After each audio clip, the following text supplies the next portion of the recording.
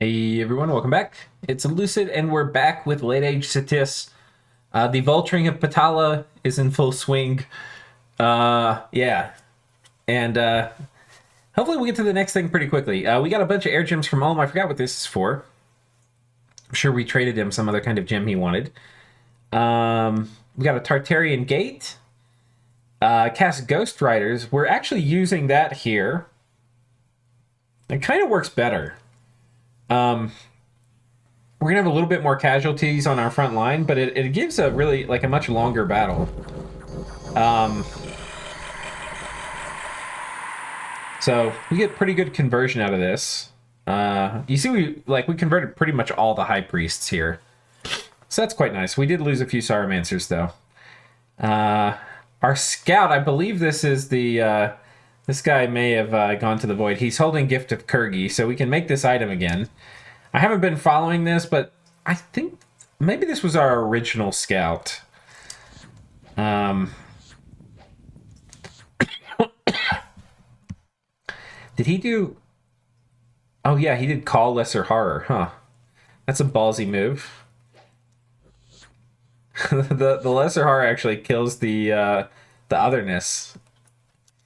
And then it doesn't go very well. What a cool area. I wish there were more fights in the void.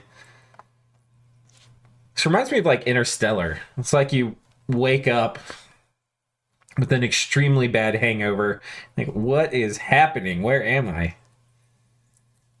Oh, such a cool place to fight. Found a magic site, Standing Stones. Found another magic site, Grove of Evergreens. We do have a Fairy Queen. I think you saw us casting that a bit ago. She's also helping site searching and fix our rather tragically bad air income. You can see we've been making significant progress on it, though. Same with water. As of now, we've got 10 air per turn and 23 water. So that's actually not bad. Nature is kind of our worst, actually, which is surprising since we have native nature on the nation. But we've only site searched it with one because that's the best we can get. We're trying to remedy some of that, but it's not worth, especially in late age, and especially with a gem type that's as precious to us. It's not worth like doing horror specs on a one, like once you've already site searched it for one. Even I have to control and contain my OCD tendencies because I would like to do it to make sure I didn't miss any sites. It's just not worth it though. Okay. A couple more battles. We raid here. And then we get to see man storming a Pangea fort. Some wall archers. This is like what man specializes against. But ooh, spicy. Does Army of Gold. And then also Mass Flight and Aerofend. Just jumps back here. Yeah, what a cool man army here. I love this. It's got some wardens mixed in. The bless isn't necessarily great for wardens, but still very cool. Elemental has been summoned. We got a Cloud Mage. That's super welcome. We need every air mage we can get. And then we got 8 defense. And yeah, our little white mage farm is humming along. We're putting people underwater, putting the gear on soulless warriors, and then they're left to suicide, basically, and come back as a white mage. And yeah, here we go. We got a white mage. Here's our little gym farm operation going. I can't remember what turn it is. We are inevitably going to lose him at some point. But yeah, in terms of Patala, there's not much left to go after, except the throne. He had asked us to wait a turn or two before we took it. I think he needed the gym income, but we're getting a little feisty too, because first of all, we could just take it. Like, we can fight his army. Second of all, I don't really want to be sieging it while Calum has all of their forces available to like knock us off, because if we're taking, even if we have some basic mage support, this may seem like a tremendous amount of worms, and it's a lot, but if we're taking it, we're not prepared for Caleb. And he hits us with mass air elementals, which is something they could do, especially mass air elementals with like fog warriors and stuff on them. He could wipe our army. And if he does that as part of his throne rush and he basically wipes out our presence in this region, we're in big trouble. So these armies have to finish sieging this fort and then come up here and take the capital. So there's still a fair amount of stuff for them to do. But I want to have this before Calum's like truly a free agent again. Because I know he's going to be thinking about throne rushing, and I'd much rather have these guys sitting inside forts where they're going to add pretty significantly to the siege defense of the fort, rather than sitting outside where they can be kind of arbitrarily jumped on with huge amounts of air elemental summoning, which is kind of the nightmare of these worms. They really don't like fighting elementals. I don't. Oh, this guy got patrolled out. I was using him as a scout, but yeah, he's taking this last Raga fort here as well. Okay. I think that's that. I don't know exactly what movement we've got here. Oh, this guy's moving up. I think, secretly, too, Ulm and I are preparing to fight Man. Just looking at the troop movement here, I think these are sort of getting into position. And the idea is that Man is never going to fight Calum until the war with Ulm is dead. And Calum is going to throne rush at some point. So I don't know. It's not really... I also need to get bigger. So that's another major factor for me. And I'd like to have a proper war. But I guess, what would my options be? I could have had a 1v1 against Calum. The problem is Calum is also kind of the boogeyman, and rightfully so. And if I kill the boogeyman, then I'm the boogeyman. So there's a disincentive from doing that. But also, fighting Man will give me a bigger border with Calum. It's also... Man is not really going to help versus Calum, I don't think. He's got all the troops on the Ulmish border, and with good reason, right? Because Ulm's probably going to attack him. And also, I couldn't fight anybody else. If I fought Arco, then Calum would throne rush. Yeah. I don't know. I think basically going after Man's going to give me a bigger border with Calum. I'm pretty confident that Ulm and I can put Man out. Even though I was kind of saving them as a final boss. I'm pretty sure Ulm and I can kill Man. And then if we do that, I think I'm going to be set up well enough to block a throne rush. So that's that. Turn 61. Let's go ahead and go to turn 62. All right, turn 62. Record of creation, don't find anything. Cast Tartarian Gate twice. I'll just show you the casters we've got here. We've got this guy with the Scepter of Dark Regency and a hat. And then I think we had a Natural Death 5 somewhere. Oh no, this is a Death 4. We might just switch the gear around. I can't remember exactly. He might have had the Ring of Sorcery on him too. But we got some tarts. We'll actually take a look at them real quick just so you can see kind of what we're working with. This one is feeble-minded. You can tell by looking at the MR. If the MR is 12, they're feeble-minded. Feeble-minded, feeble-minded, feeble-minded, feeble-minded. So yeah, these are all feeble-minded. We'll roll a good one eventually, though. Drown in the Small Seas. We got a Labyrinth of Skulls. Carrying forward. Man is taking this from Patala. And it looks like this was negotiated with Calum. Man wants some of them juicy spoils. And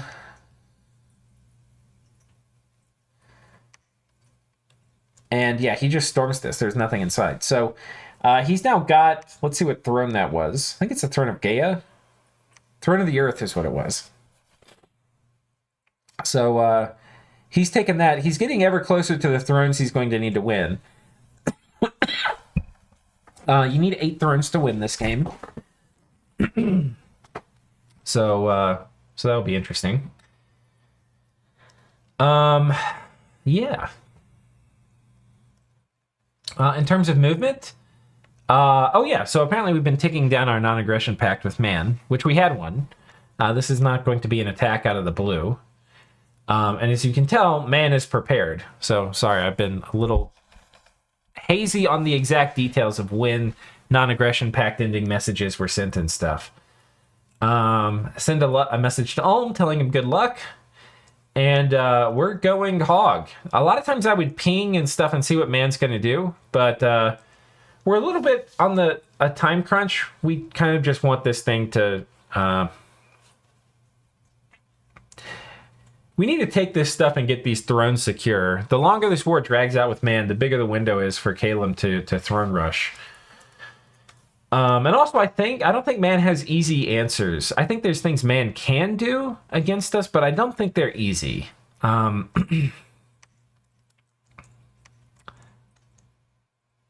think this guy was... yeah, these guys were patrolled out. I think I scripted them also to retreat, which if you're going to send things through enemy... oh... yeah, you scripted to retreat. If you send things through enemy lands, like to stealth, I wanted to stealth them here so I could raid deeper the next turn. Some people see that as a nap violation, sneaking things through. I don't know. I mean, people have scouts in your land all the time. It is very awkward and rude if you sneak things through enemy lands and they get caught and then they beat the PD, which could have happened here. Unlikely. The Barbs probably would have won, but... this is not like a scary rating force, but if you're doing this with like Van Heers or something, you know, that would be very awkward. It's a lot closer to a nap break because you could intentionally, whoops, I got patrolled out.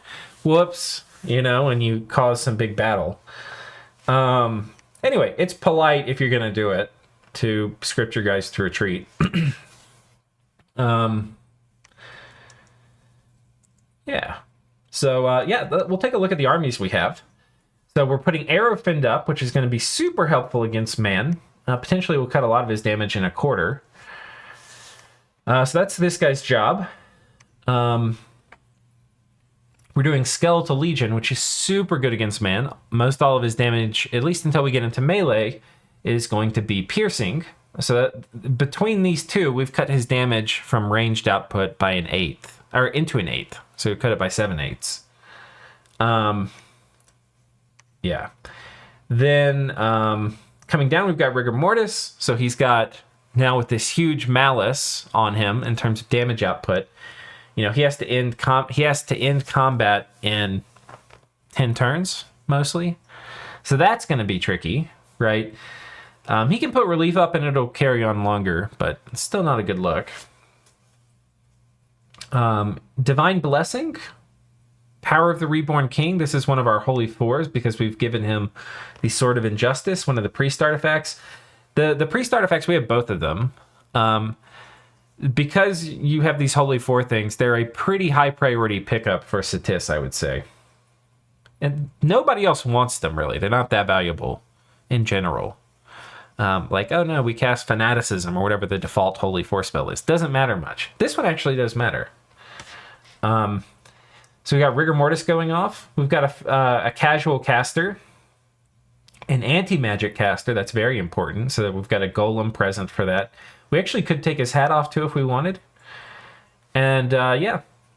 So kind of the army's a little vulnerable to assassins. The tomb mages, these white mages, who most our casters are very hard to kill. And a lot of them have some gear on them. Or have some gear on them. Like the ones who are putting up battlefield spells have gear and bodyguards. So they're going to be very hard to kill. But our casual Sauromancers who are just here to like help deal with super combatants and things like that, they could be picked off by remotes of many flavors. So, you know, that's a thing. We've got one Devil on attack rear, which could kind of cause some fuckery for them. This other army, we're moving a sizable force here, and it's going to be very similar. Anti-magic, Rigor Mortis, Divine Blessing, Skeletal Legion. This is red. It will still work. Sometimes the game lies about spells you can and can't cast. We've got Darkness going up here, which I really should have here. Darkness would be really good. I don't know why this guy... I must not have put the right gems on him, because This is 100% a battle we would want to cast Darkness at. It doesn't look like I have the caster for it. Oh, I've got 2 Rigor Mortis casters. That might be a mistake. One of these guys should probably be scripted to Darkness.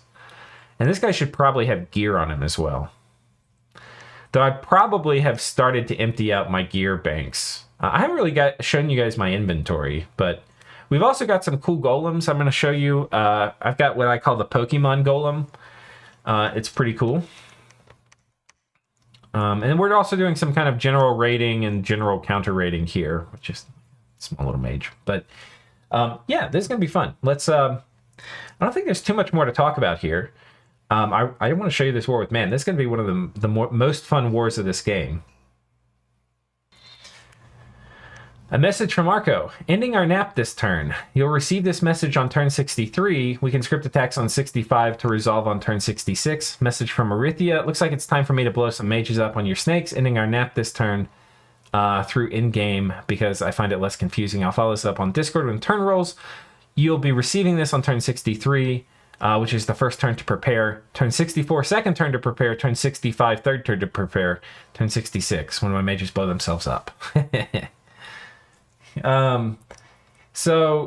We send messages back. Read you loud and clear. Our alliance, I think, has been the backbone of both our current good positions, having this long, safe border allowing us to win wars elsewhere.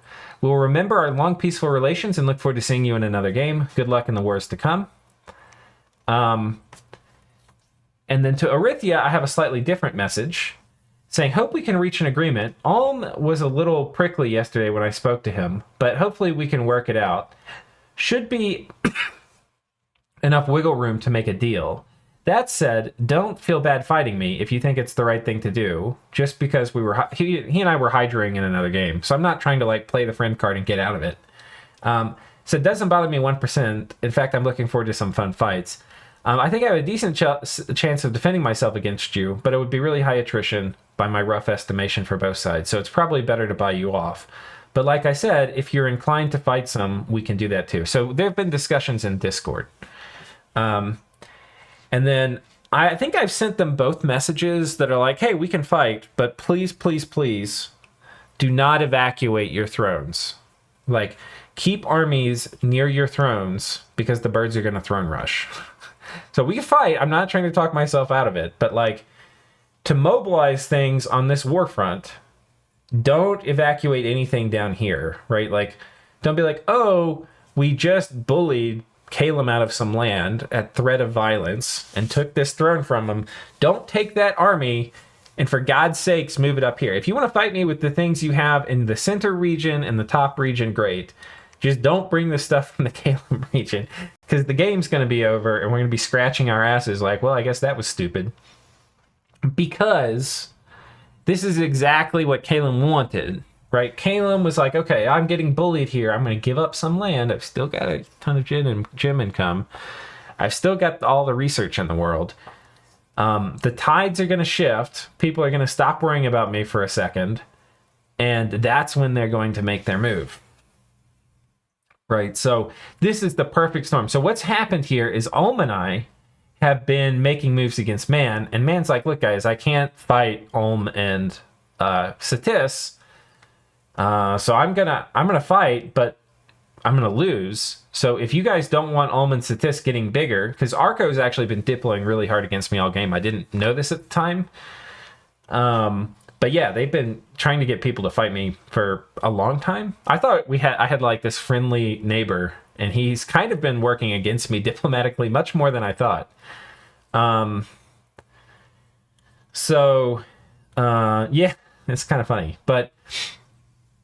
And so Man is saying all this with good reason. And Arco and Arithia are yeah, let's do it. And so now it's going to be, instead of a 2v1, it's going to be a 3v2. Which I think is going to be a lot of fun. In many ways, I think that's a more fun... I love 2v2s, and I love 3v2s. I think those are really fun game states to get into. Much more than a 2v1. But a 2v1 does make a lot more practical sense for us. But it kind of sucks as a... The other thing, and the reason I don't feel bad really about 2v1ing Man, and I did kind of feel bad about 2v1ing Patala, is I think Man is actually able to defend themselves. Batala, I think we would roll over. And the other thing is, Olm and I aren't really position 1 yet. I mean, we are, but nobody knows it, right? Like, it was pretty clear Patala was very close to position 1, if not in it. Not Patala, Kalem. Okay. Yeah, so let's look at these battles here. The battle... Yeah, here we tried a Call of the Wilds cast. It didn't work super well. It's not really a great remote attack.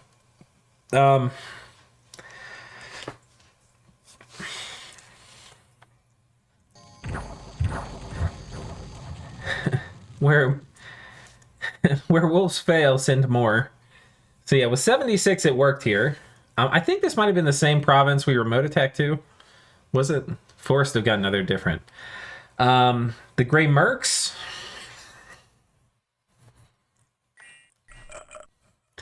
This was kind of interesting too because we're adding protection to the mix. I think this guy was also scripted to do enlarge. Doesn't look like he cast it. No. But yeah, this was what, 2 Reborn, a Sarmancer, and yeah, 2 Death, 2 Reborn, and Poisoner. So yeah, he cast Enlarge to help with arrow protection, and then just some basic Skelly spam, and then some Swarm. Swarm goes a long way to kind of bulk up the first undead wave. So that worked, probably a little overkill. This does not work. Is this guy twice-born? He is not. So this is our kind of one of our first attempts into real thugging, and yeah, if invulnerability doesn't go up, I know it did go up actually, but they do have a magic weapon tail, so that tail just yeeted the crap out of us, I'm quite sure. So that was kind of funny. Yeah, Wyvern's actually pretty good. Magic weapons. They're one of the few animals with magic weapons. Or like the few summons. Most of them don't have them. Got a man raiding us with a Lich and a Magister, and that's going to work here. Of course, a Lich, better than a Reborn. Let's see if the Magister was casting anything. Might have been Body Ethereal or something. Oh, probably Iron Warriors, I'm guessing. Summon Earth Power. Iron Warriors, yeah. Iron Will. So this is a nice little combo that man's done. You can see he's got the MR up on this guy, and also a good bit of actual protection. And this guy's going to Skelly Spam. This is a pretty solid combo. Cost a gem, but very nice. Very, very efficient raid from man here. We are moving out on top of this fort.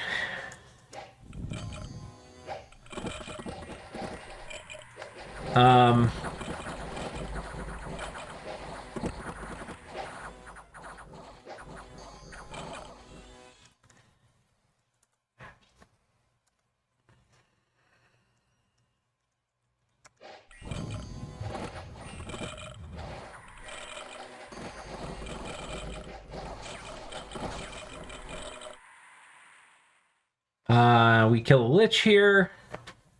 So we'll just, I'll flash these up. I don't think there were any big battles. So man had his big army here, and we moved both armies here. So we've now we've basically forked this army, where if the army comes here, we are going to, maybe we lose this battle, but we'll gain this fort. If the army comes here, vice versa, we gain the throne. So, he's got a tough decision to make. Where does he send this army? He also knows that Arithia and Arco have ended their non-aggression pacts with me. And he sent me a message in Discord this turn, I believe, that was like, hey, last chance for making peace. After this, and once we suffer, like, we haven't had major attrition yet. Once we lose a major army, I'm going to be fighting to the end, basically. That, like... I'm not going to be looking to peace out of this war and fight like as a semi-crippled nation. We're just going to devote ourselves to killing you. And I was like, yeah, that's fair. And I'm thankful that he checked with me too, because there's definitely a chance I'd be like, okay, let's peace, and then I'll go fight Arco. in Erythia. But the way I see it is I'm in a winning war right now. I've also talked with Ulm, and I've told Ulm that I don't intend to back out of this war with Man with him. So that's going to help kind of bolster my standing with Ulm. But also I think I can defend against Patala. I mean, against... I can't attack them. I don't have the resources to go on the attack, really. Against... I'm sorry, not Patala. Against Arco and Erythia. But I think I have the ability to defend. I have the bone grinding play. I have my god. I've got a couple tarts that I can maybe figure something out to do with. Did we get any non-feeble-minded ones yet? Doesn't appear so. But anyway, we've got things we can do. We've still got a fair number of worms. I feel very comfortable fighting from my back, as it were. In wrestling lingo, but yeah, I think on the defensive I'm going to have a fair number of advantages, Erythia is a pretty small area. This is the one area that I don't think I can defend super well, and it's another reason to not back off Man. Well, if I did back off Man, I could defend it, and Erythia couldn't take anything. But, like, the other thing, too, is I kind of would like to wait and see, like, what if Man crushes me here, like, crushes this army? If I lose these armies on this front, then it would make sense for me to peace out Man. But then it wouldn't make sense for Man to peace out me, because he's now on the 3 side of a 3v2. But what Man would really like... So this is an alternate way this could have gone, is if I pieced out with Man, then Man would be in a 1v1 against Ulm. And I would be in a 1v2 against Erythia and Arco. I would probably win that 1v2, and that would be another good way the world could go, but that is ignoring Calum. And Calum then gets to pick who he stabs. He can stab the losing party of any of those wars, or the winning party, or both parties. And it's going to be very difficult for these things to resolve before that. Like, the reason I thought the 2v1 against Man was sort of appealing is Ulm and I had a decent chance to resolve this before Calum was really ready to hit the throne rush button. But basically this new state where everybody's fighting basically me, but also a little bit Ulm, everybody except Calum, is a state that really benefits Calum to be able to go kind of have their choice of what to do next. But also, if we were to break this up into 2 separate wars, I think it would be the same effect. It would also be very good for Calum. I don't want to estrange Ulm, and I also don't want to give up on... I've already got my armies here. This is an area of... Like, if this is a 3v2, which it didn't have to be, I could turn it into a 1v2. But if this is to be a 3v2, I feel like this would be one of the easier fronts to... Not like the player or the position's easier, but just it's one of the easier fronts for me to make progress on. My armies are here. I've got them scripted. I've got gems on them. My armies are slow. They're not, particularly quick. It would take forever to get down here and making progress and taking forts from Marco. So anyway, that's some of my logic. We're also moving over here, Aella, the queen of air elementals, and a fairy queen. I think this is where Man's going to go right out, is probably this one. I don't know why I think that, but I kind of do. So anyway, we're moving her over here to bolster this area with Fog Warriors. And this is something we haven't revealed. So if Man has an army he thinks can kill this, it might not be an army that's going to kill this with Fog Warriors, and it already did have Arrowfend. This guy, though, is moving over here, which is kind of interesting. I think this movement could... Oh, no, I don't think it can, because I think he's actually... The movement with Boots of the Messenger at 31 is actually tracing through an enemy province. I think he's actually going here, so I don't think this movement can be interrupted. But he's going to go add Arrowfend to this army. We're doing some Weapons of Sharpness casting here with our Laestrygonian Tyrant. Sort of hoping he gets hit by a rock and comes back as a twice-born dude. I think this is the Ctis that's been transformed that we have here. We've got more retail evocation here with Banefire casters, Phoenix Power Advance and cast spells, for some fire casters. We've got Life After Death, because it's pretty likely we lose some mages. It would be nice to have them come back.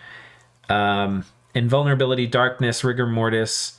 A lot more retail evocation than we showed in the previous turn. So, and we've also got Thuella, our other air elemental, Queen of Air Elementals, coming in doing Fog Warriors and Mass Flight. I can't remember, were we doing Mass Flight here as well?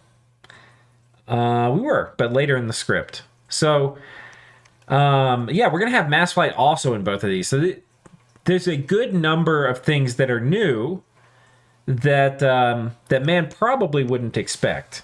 And we're also going to be storming both of these forts this turn. So that's also very exciting. We're going to face into the 3v2. But we've issued warnings to everybody. Please, we can fight, but do not abandon your thrones. So we'll see you guys in the next episode. Should be a fun one. And until then, take care.